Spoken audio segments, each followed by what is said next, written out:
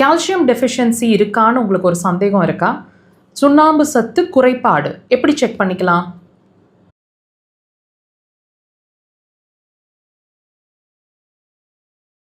எப்படி செக் பண்ணிக்கலாம் நம்மளே? நெயில்ஸ் வந்து ப்ராப்பர் ஃபார்மேஷன் இல்லாமல் கட் ஆகிற மாதிரி இருக்கும்.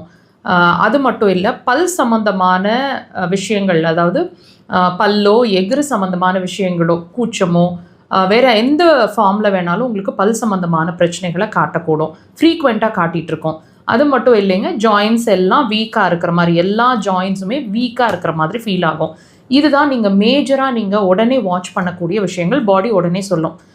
தாண்டி தூக்கம் கொஞ்சம் டிஸ்டர்ப் ஆகும், டைஜஷன்லேயும் ப்ராப்ளம் இருக்கும், மூட் ஸ்விங்ஸ் வந்து உங்களுக்கு அடிக்கடி நடந்துகிட்ருக்கும். இது எல்லாத்தையுமே கோரிலேட் பண்ணி பாருங்கள். அப்போது டெஃபினட்டாக உங்களுக்கு கால்சியம் டெஃபிஷியன்சி இருக்கிறதுக்கான பாசிபிலிட்டிஸ் அதிகம். இது வந்து பெண்களுக்கு அதிகமாக பாதிக்குதுங்கிற மாதிரி ஒரு ரேஷியோ சொல்லப்படுது. இந்த கால்சியம் டெஃபிஷியன்சி அப்படிங்கிற ஒரு விஷயமும் நாங்கள் ஒவ்வொரு பதிவுலையும் உங்களுக்கு ஒரு தெளிவை கொடுத்துட்ருக்குறோம்.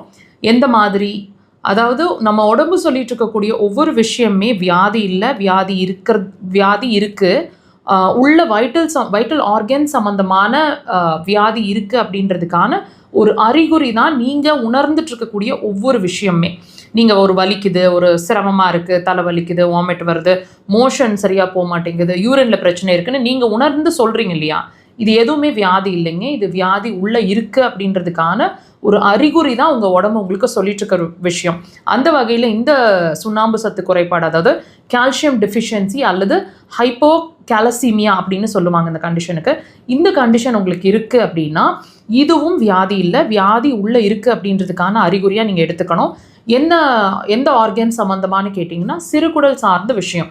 இப்போ உதாரணத்துக்கு நல்ல உணவு எடுத்துகிட்ருக்கேன், அருமையான ஃபுட்டு தான், வீட்டில் குக் பண்ணுற ஃபுட்டு தான், நல்ல பருப்பு, கீரைகள், சுண்ணாம்பு சத்து இருக்கிற விஷயங்கள் எல்லாமே நல்ல விதமாக நாங்கள் தினசரி ஒரு பேலன்ஸ்டு மீல் தான் எடுத்துகிட்ருக்கோம். ஆனாலும் இந்த கால்சியம் டெஃபிஷியன்சி எப்படி வந்ததுன்னே புரிய மாட்டேங்குது. அப்படின்னா ஒரு விஷயம் நீங்கள் உணரணுங்க. நீங்கள் என்ன தான் உணவு எடுத்துகிட்டு இருந்தாலும் அந்த உணவு உங்கள் உடம்பு கிரகிச்சுக்குதா, அதாவது உங்கள் பாடியில் அப்சார்ப்ஷன் அப்படிங்கிற ஒரு விஷயம் நல்லா இருக்கா அப்படிங்கிறத நீங்கள் தெரிஞ்சுக்கணும். ஸோ இதுதான் உங்களோட டெஃபிஷியன்சி. அது என்னவா வேணாலும் இருக்கிறோம், அயன் டெஃபிஷியன்சியாக இருக்கலாம், இப்போ கால்சியம் டெஃபிஷியன்சி என்னவா வேணாலும் இருக்கலாம். ஸோ இந்த கண்டிஷன் வர்றதுக்கு வாய்ப்புங்க.